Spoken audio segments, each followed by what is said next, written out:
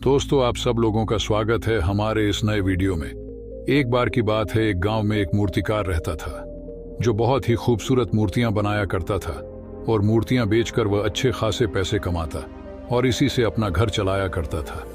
उस मूर्तिकार का 11-12 साल का एक लड़का भी था और वह भी अपने पिता के साथ मिलकर बचपन से ही मूर्तियां बनाया करता था। और यहाँ तक कि वह 11-12 साल का लड़का भी बहुत ही खूबसूरत मूर्तियां बनाता था और उसके पिता उसकी मूर्तियां देखकर बहुत खुश होते, लेकिन हमेशा उसकी बनाई हुई मूर्ति में कोई ना कोई कमी निकाल ही लेते थे।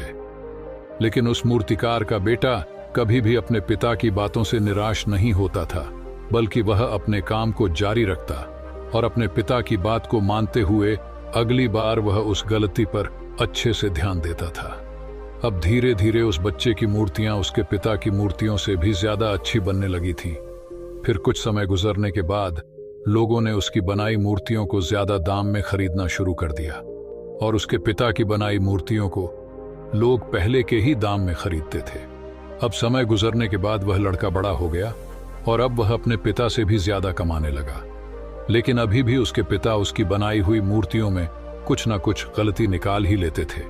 लेकिन अब उसके बेटे को यह बात अच्छी नहीं लगने लगी थी।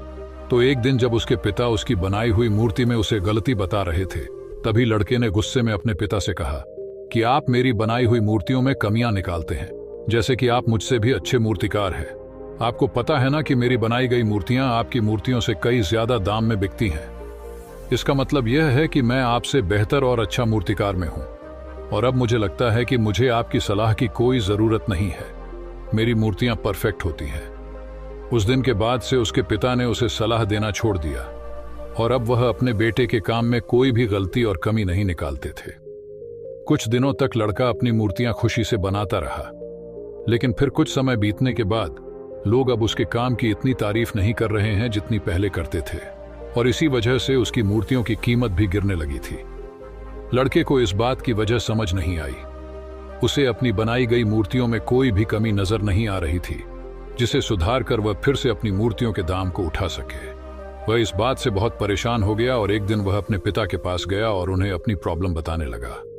पिता ने उसकी पूरी बात सुनी और उसे कहा, मुझे पता था कि एक दिन यह तुम्हारे साथ जरूर होगा। यह सुनने के बाद बेटा हैरान हो गया और उसने कहा, क्या आपको पता था कि यह होने वाला है? पिता ने हाँ कहकर सर हिलाया और कहा, क्योंकि यह मेरे साथ बहुत साल पहले हो चुका है। तभी लड़के ने कहा, फिर आपने मुझे यह चीज क्यों नहीं बताई? पिता ने कहा, क्योंकि उस समय तुम समझना नहीं चाहते थे। मुझे पता है कि मैं तुम्हारी जितनी खूबसूरत मूर्ति नहीं बना सकता हूं, इसीलिए मैं हमेशा यह कोशिश करता था कि मैं एक टीचर की तरह तुम्हारी बनाई गई मूर्तियों में कमी निकालूं, क्योंकि जो काम हम खुद करते हैं उस काम में हम कभी भी कोई गलती नहीं निकाल सकते, क्योंकि हम सब अपने काम को पसंद करते हैं और सबसे अच्छा समझते हैं।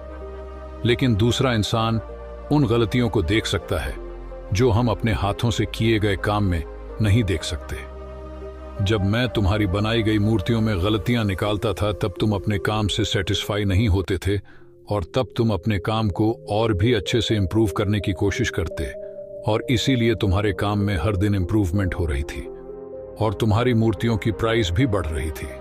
और जब तुम अपने काम से सेटिस्फाई होने लगे और यह सोचने लगे कि तुमने जो मूर्ति बनाई है वह बिल्कुल परफेक्ट है और उसमें कोई भी गलती नहीं है, तभी तुम्हारी ग्रोथ रुक सी गई। लोग हमेशा तुमसे अच्छी मूर्तियों की आशा रखते थे और जब तुम उनकी आशा पर खरे नहीं उतरे तब से उन्होंने तुम्हारी मूर्तियों में रस देना छोड़ दिया और इसी वजह से तुम्हारी मूर्तियों के दाम कम होने लगे और आज तुम इस परिस्थिति में पहुंच चुके हो। बेटे ने अपने पिता को अच्छे से सुना और थोड़ी देर के लिए शांत हो गया। फिर उसने कहा, पिताजी, अब मुझे क्या करना चाहिए?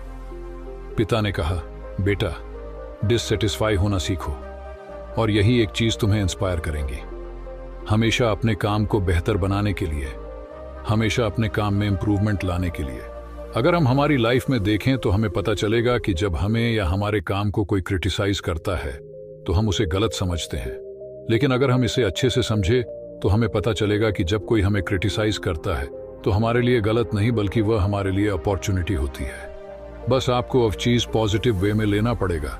जब आपको या आपके काम को कोई क्रिटिसाइज करता है तो उसे एक फीडबैक की तरह समझो और उस गलती को फिक्स करो और अपनी प्रोग्रेस की तरफ बढ़ते रहो। तभी आप अपने काम में इंप्रूवमेंट के रास्ते पर लगे रहोगे। चाहे दुनिया का कोई भी काम हो, उसका कोई अंत नहीं होता।